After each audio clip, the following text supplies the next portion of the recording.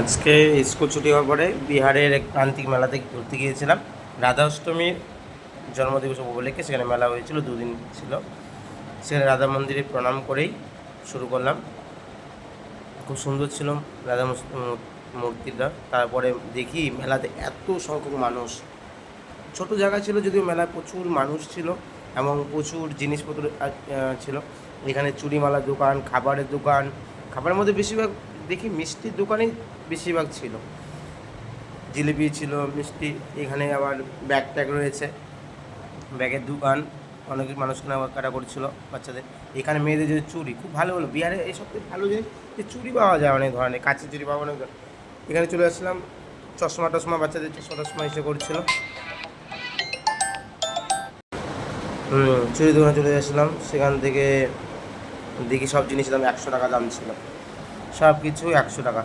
এখানে যে পুতুল ছিল, তারপরে আমি এখানে দেখার পরে চলে আসলাম, কিছু ভাবছিলাম ফটো কিনবো কিন্তু পছন্দ হয়নি কোনো ফটো, দাম বেশি ছিল। সেখান থেকে চলে যাওয়ার পরে আমি চলে যাই, এখানেও সেম সব কিছু, বেশিরভাগ মেলা মানে তো মেয়েদের জিনিসপত্র জিনিস, কিন্তু তাও আমি ঘুরলাম চশমা ঘড়ি টড়ির দোকানে, দেখি চশমা টশমা ট্রাই করেছিলাম কিছু, কিন্তু দাম বেশি, ভালো না।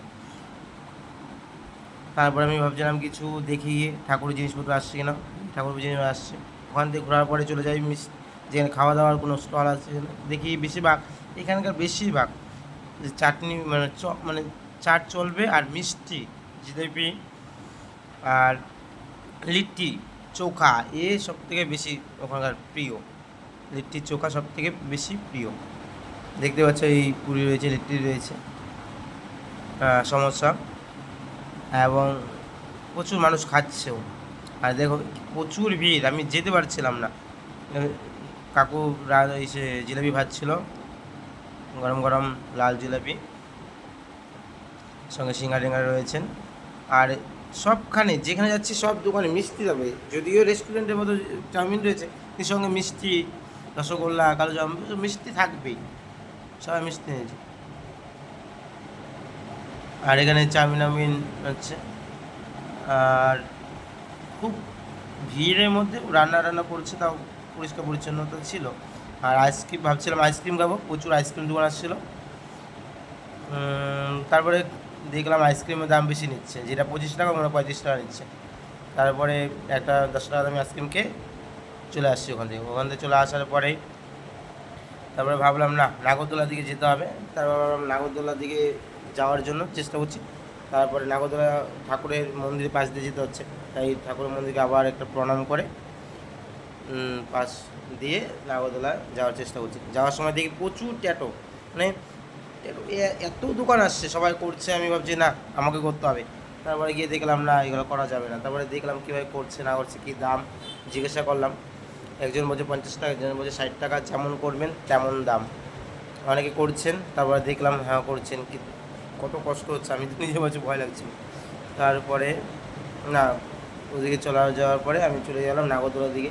যে নাগরদোলা যেতে যেতে এত ভিড়, সময় লেগেছিল প্রায় 2 মিনিট, জায়গা হলো মাত্র 5 মিটার, কিন্তু যেতেই সময় লেগেছিল 2-3 মিনিট। এত ভিড়, মানুষ, জায়গা ছোট। বিহারের মেলাগুলোতে আমি গিয়েছিলাম, আগে একটা মেলা গিয়েছিলাম, মানে প্রচুর ভিড় হয়, মানুষের সমাগম হয় প্রচুর। হ্যাঁ, আর এত মানুষ আসছে। যেতে যেতে নাগরদোলার কাছে পৌঁছে গিয়েছিলাম, দেখতে পাচ্ছ নাগরদোলা দূর থেকে। যেতে যেতে প্রচুর রোডের পাশে খাবার দোকান রয়েছে, রেস্টুরেন্ট টাইপ, চাউমিন, চাট টাট রয়েছিল, ফুচকা, এখানে প্রিয় সবসময় ফুচকা। দেখো ফুচকা, ফুচকা খেতে কেউ যদি যায় তাকে প্রায় হাফ ঘন্টা ওয়েট করতে হবে, কারণ একই দোকানে ফুচকা রয়েছে, একই দোকানে চাউমিন টাউমিন রয়েছে।